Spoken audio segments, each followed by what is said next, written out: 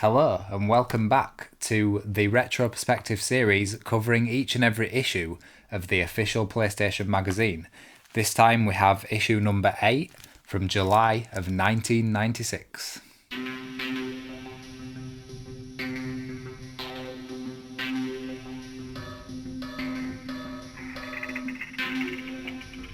So as you can see from the cover, PSM was super hyped about the release of Resident Evil and their review in this issue of the magazine.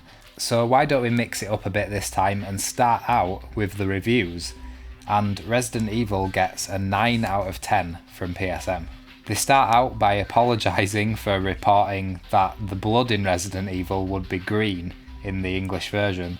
Apparently the German version was the only one to retain that, and the blood was of course red in the English version of Resident Evil.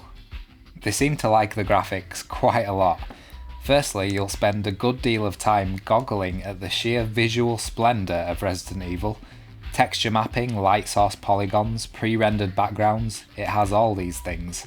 Some might be surprised to learn that PSM has praised the controls and movement of Resident Evil. The character animation is exceptionally fluid.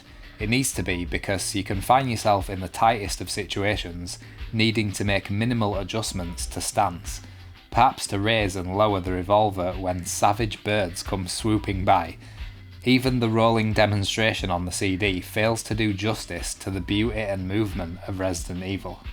International Track and Field gets a really high score of 8 out of 10, and if you've ever played one of these games, they're actually surprisingly good. You tap furiously at a variety of buttons to make your character either throw something further or sprint faster.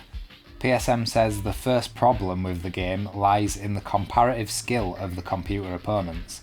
To say they're not that good would be an understatement. To say that compared to the average human player, they appear to be about as athletically mobile as a pensioner who's lost her bus pass would be nearer the mark. But anyone who's played the original coin-op will know this is a multiplayer game through and through, and when played as such, it's an absolute stormer. If you've invested in a multi-tap, the experience is all the more rewarding. The review scores in this issue are quite a contrast compared to the previous one. Buster Move 2 gets a 9 out of 10. Quite possibly the most addictive game in the history of all things. It's a bubble-popping carnival, the like of which will not be seen until the next Milky Way or something. Next up is Olympic Soccer, and that is a pretty horrendous shade of purple right there. 7 out of 10, never a license to die for, but an intelligent learning curve, accessible controls, and realistic gameplay make this surprisingly habit-forming. In terms of rankings, there's once again this handy little list saying that Olympic Soccer comes just above FIFA Soccer 96, and Actua Soccer is still top of the game with its 9 out of 10. Fade to Black is a game that I've attempted to play a couple of times and been very confused. I literally didn't know what was going on. The controls seem insanely complicated and it doesn't really give you much to go on, but nevertheless it gets an 8 out of 10 from PSM. Apparently Fade to Black is a sequel to the classic platform adventure Flashback.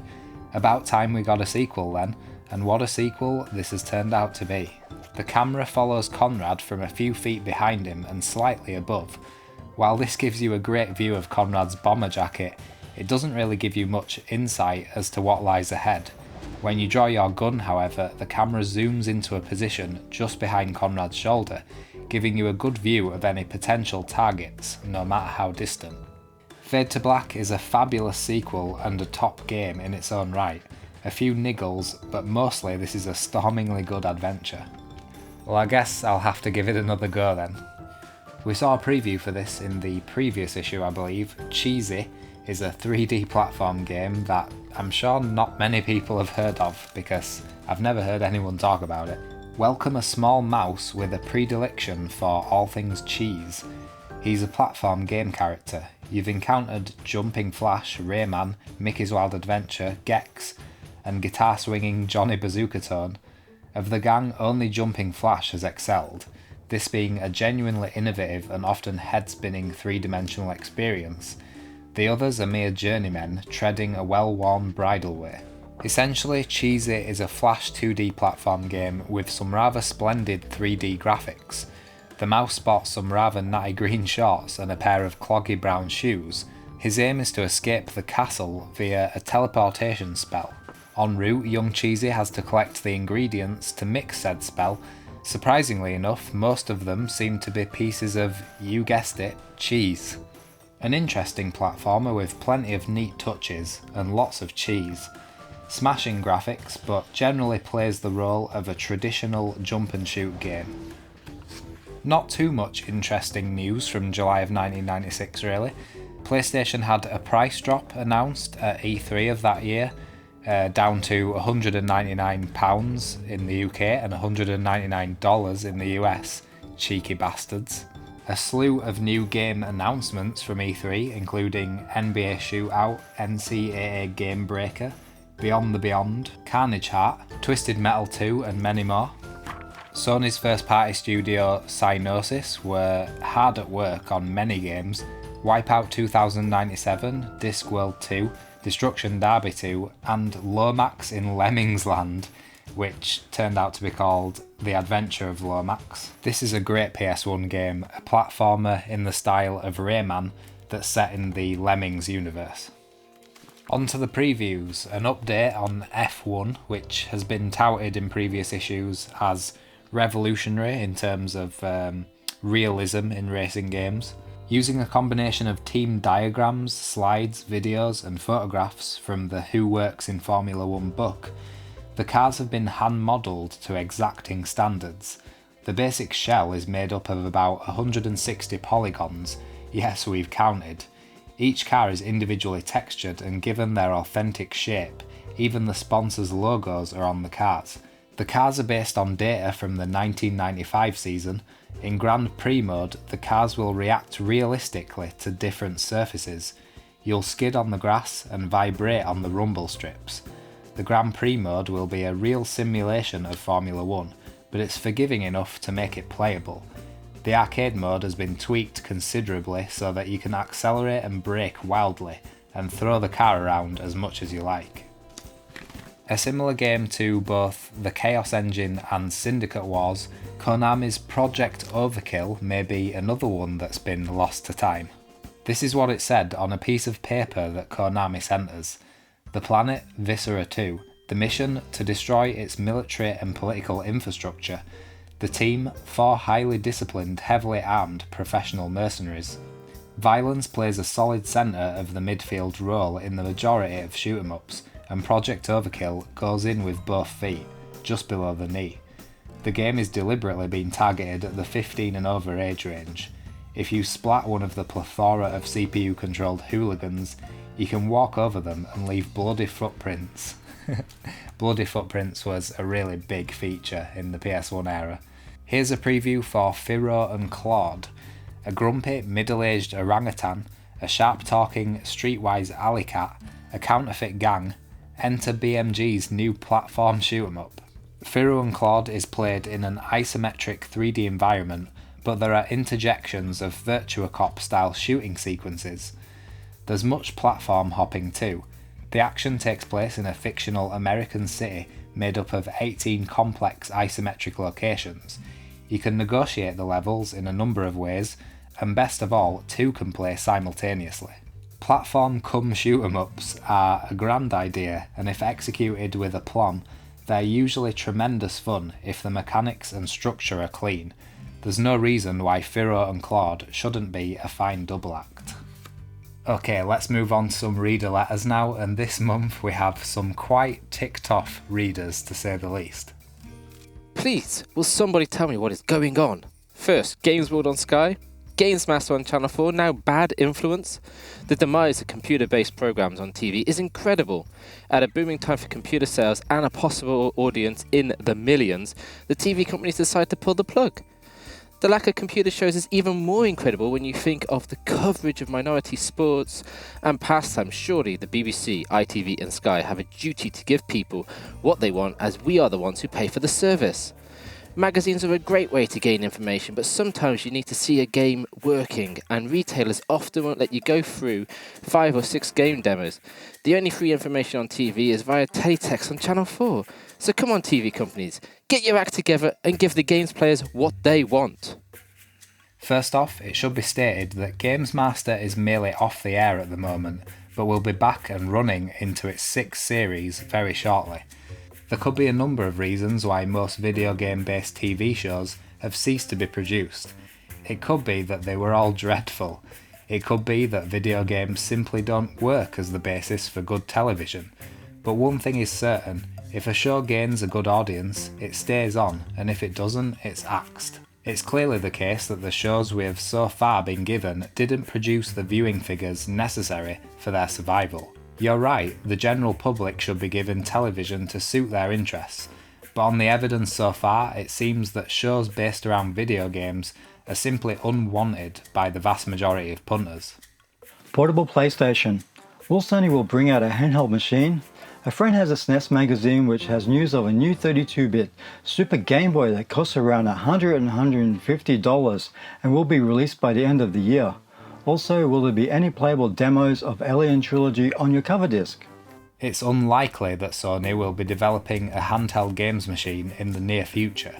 They have, after all, only been a player in the console market for a very short time, and although the PlayStation has already established itself as the market leader, resources still need to be concentrated on consolidating the machine's position and expanding the user base considerably.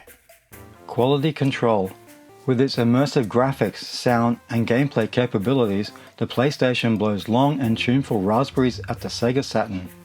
But why do the software companies not use the PlayStation capabilities to its full on each game they release? The trashy games that have been starting to hit the shelves are a complete insult to PlayStation owners' intelligence. Why can't games be more challenging, more graphically beautiful, more musically delightful? Surely the software companies have some standard of quality instead of rushing out poorly programmed games with short lifespan just to cash in on any ignorant, generally young PlayStation owners. When will these companies realize that the majority of PlayStation owners are in their early 20s or late teens, and that we want more mentally stimulating games for our money? Although the occasional game of mindless destruction, such as Loaded, can be fun, the attraction does wear off after a while. We want more sim like SimCity 2000 and maybe 1 or 2 adult games. While we loathe and despise poor quality games, we don't see the situation quite so bleakly as you seem to. As the system gets more and more titles, it's inevitable that a greater number of poor ones will appear. While this is unfortunate, it's also largely insignificant. Basically, if PlayStation owners take the time to study game reviews, and be a bit more choosy about the software they buy, there's no reason ever to get near a poor game. And in the long term, the boycotting of poor software will lead to less of it being produced. The moral is, make sure you fully look into a title before you rush out and buy it. And as with all products, it's up to you to change the state of the market by voting with your money. Well, that's as true today as it was back in 1996, I suppose. Homegrown market. If we're going to have retro gaming, it seems bizarre that the only games being released, apart from the odd Pac-Man, are games that most people haven't heard of and which were only ever played by a small minority at the time. What people really want are old British classics. Jetpack, Lunar Jetman, Manic Miner, School Days, and hell, why not, Match Point. Preferably free of colour clash and bundled together. Don't get me wrong, I'm no pink spectacled nostalgia freak, but I do like to play my favourite games now and again. Wonderful as Wipeout, Tekken and Doom are, no one can honestly claim that FIFA 96 is more enjoyable than Matchday. The finest PlayStation game so far, XCOM, is Julian Gollop's 5th version of his original Rebel Star Raiders on the Spectrum. All I'm saying is, if there's a market for Japanese and American games that were never very successful here, there might be a market for those incredible, playable, homegrown games. We got to see a Spectrum emulator recently, and it was running most of the games you mentioned above, but we found that they were slow and very dull. People often hark back to the good old days when games were real games, but in our opinion, good though they were at the time, today's titles are far superior in almost every respect. Compilations of old games are kind of fun and endearing for a short time, but tend to get boring very quickly. Also, although the PlayStation appeals to an older audience than have previous consoles, the vast majority of owners are still too young to properly remember these old games, or at least appreciate their appeal, so there possibly isn't a very big market for such compilations. So let's move on to the main feature of this magazine, which is a look at Namco and how they helped the PlayStation immensely in the early days by pretty much bringing all their heavy hitters to the PlayStation. They provided the games that first defined the format's giant leap in graphical capability and processing power, and they continue to lead from the front with a spectacular lineup for '96. Last year, if anyone didn't believe the hype, needed a reason to buy, or simply couldn't grasp why the PlayStation meant bigger, better, faster games than ever before, all Sony had to do was mention Ridge Racer, and before you could say, anyone want to buy a second-hand Mega Drive? Another sale was clinched. Tekken wasn't bad either. None of the major games that Capcom are due to release on Sony's system are officially scheduled to appear on any other systems, which makes them Sony's trump card in the software battle that will ultimately determine the hardware war. Sony are well aware of this. When asked to describe Namco's contribution to the PlayStation software library so far, the company's communications director Phil Harrison extols, "Which superlative word would you like me to pick? Namco and games like Ridge Racer and Tekken have become synonymous with what PlayStation is all about, i.e. perfect conversions of the best arcade games of the moment. Namco's titles are literally the reason why we built the PlayStation in the first place. The close relationship between the two firms and Namco's prominence in arcade and console video gaming in general is an intriguing story of corporate manoeuvring and personal vendettas, with pride and revenge playing just as big a part as balance sheets and bottom lines. Namco's own story goes back more than 40 years to Tokyo 1955, when Masaya Nakamura, the founder and chairman of the company, set up an amusement company called Nakamura Manufacturing. Their first job was to install 2 kiddies rocking horse rides in a department store, an inauspicious beginning. Indeed, the firm stuck with the dinky end of the entertainment market for the initial 20-odd years of their life. The toddler-friendly rides that you still find in every major shopping centre worldwide were their stock and trade. A deal struck in 1966 for the rights to use Walt Disney characters in their products cemented the good, clean, fun credo. In 1974, a move into the more heavyweight world of video arcade games was facilitated by the purchase of Atari Corporation of Japan. The subsidiary of the American games company was making a loss at the time, and came complete with an enormous debt as part of the package. Nevertheless, Nakamura was determined to buy into the market, and ended up winning a blind auction with a bid of over $500,000. Around 10 times higher than those put in by other interested parties, one of which incidentally was Sega, then manufacturing pinball tables and jukeboxes, and also looking for a way into video games. Namco's current and forthcoming arcade attractions included Time Crisis, Alpine Racer, and Dirt Dash. These kinds of arcade machines are still pretty much staple in today's amusement arcades. Though a lot of arcades went out of business here in the UK in the late 90s, recently we've had a bit of a resurgence, with one being just down the road from me. Nakamura Manufacturing's drive and determination turned the company round, and their turnover increased 100-fold, quickly establishing them as major players in the arcades. As well as distributing Atari's US-developed games, Nakamura also green-lighted in-house development of his firm's own range of coin-ops. In 1980, Namco created a worldwide phenomenon of their own with the release of Pac-Man, one of the most successful and fondly remembered coin-ops of all time. The pill-popping, fruit-friendly Big Mouth blob spawned a TV series, a hit record, 1 million t-shirts, and let's face it, you can't rule out a dance craze or two in some of the sadder states of America. It reached the cover of Time magazine, and it made Namco a fortune.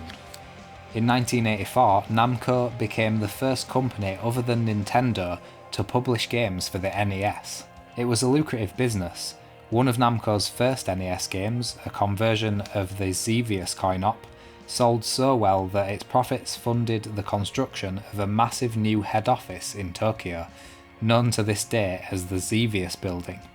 When the original 5-year deal was up, Nakamura assumed that a renewal of the original terms was simply a formality, but since appointing Namco as their first licensees, Nintendo had gathered 100 or so more third-party publishers, all of whom had signed agreements far more detailed and restrictive than Namco's. In 1989, Nintendo's president Hiroshi Yamauchi told Nakamura that all software publishers would have to adhere to this standard contract, no exceptions. Nakamura was outraged. When the original deal had been signed, Namco had been the dominant party, the name behind the most wanted video games of the day. They had been wooed by Nintendo in 1989, however the roles were reversed, with a 95% claim of the Japanese console market and 1/3 of all American households owning an NES. Nintendo was the indisputable games market leader, and Yamauchi the industry overlord. Nakamura publicly accused Nintendo of unfair and irresponsible trading in an interview with a Japanese newspaper. He followed up his comments by filing a lawsuit alleging monopolistic practices, but the global gaming industry revolved around Nintendo and the NES accounted for 40% of Namco's business. Nakamura had no choice but to withdraw the lawsuit and acquiesce to the new agreement. Nakamura was left embittered by his humiliation, and as it was to prove significant a few years later, was determined to keep watch for an alternative alliance. こんにちは。私は本物の日本人なんですけれども、今日は去る日本の大企業から参りました。そしてこれがプレイステーションです。So what's left? We have the top secret section, of course, with some level select passwords for Alien Trilogy, a few cheats scattered around the pages for Toshinden 2, and some really nice in-depth tips for Magic Carpet, which I could really use, as if you watched the previous demo video, I really sucked at that game. So that's it for episode number 8. A really interesting issue this, especially enjoyed the main feature, learning a bit more about the history of Namco. Hope you enjoyed it too. Once again, thanks very much for watching, and I'll see you next time.